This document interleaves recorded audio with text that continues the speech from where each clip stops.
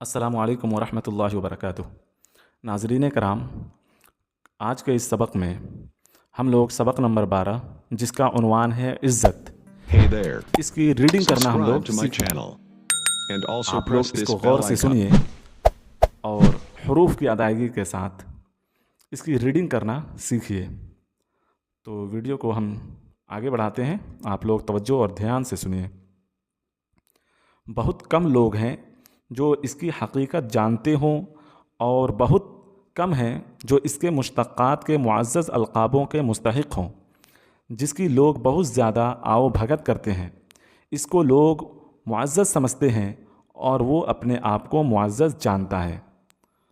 دولت، حکومت، ظاہری طمطراق خواہ مخواہ لوگوں کو معزز بنا دیتی ہے۔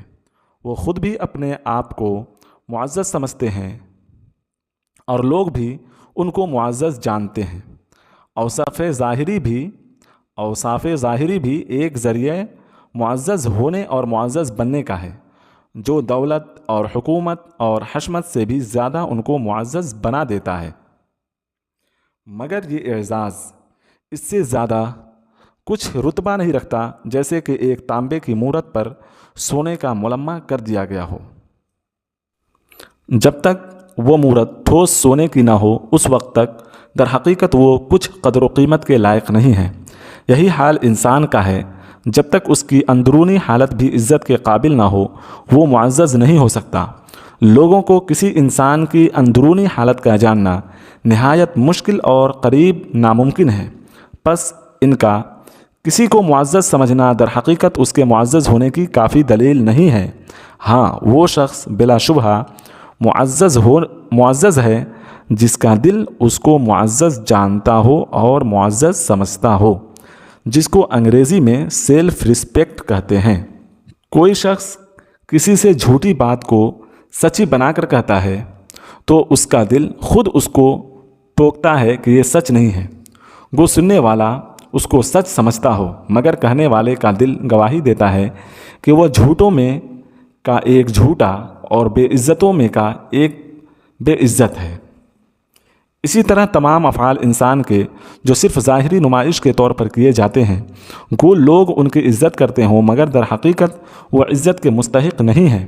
عزت کے لائق وہی کام ہیں جن کو دل بھی قابل عزت سمجھے۔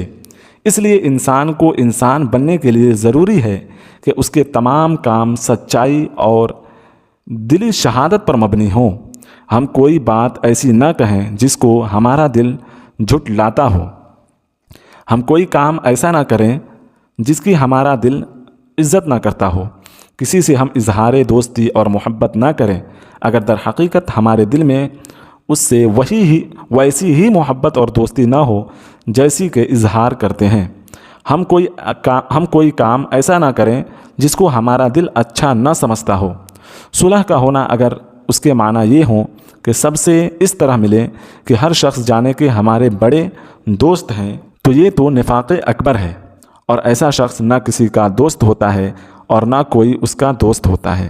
اور اگر اس کے یہ معنی ہو کہ کسی سے بغض، عداوت اور دشمنی اپنے دل میں نہ رکھے، کسی کا برا نہ چاہے، دشمن کی بھی برائی نہ چاہے، وہ بلا شبہ تعریف کے قابل ہے۔ دل انسان کا ایک ہے، اس میں دو چیزیں یعنی عداوت کسی کے ساتھ کیوں نہ ہو اور محبت سما نہیں سکتی۔ وہ ایسی کلیہ نہیں ہے جس میں دو خانے ہوں، ایک محبت کا اور ایک عداوت کا، اور اسی لیے یہ دو چیزیں گو اشخاص متعدد اور حیثیات مختلفہ کے ساتھ کیوں نہ ہوں سما نہیں سکتے۔ اس لیے انسان کے لیے لازم ہے کہ محبت کے سوا کسی دوسری چیز کے دل میں لانے کا خیال ہی نہ کرے، اور ایسی ہی زندگی انسان کے لیے عمدہ زندگی ہے۔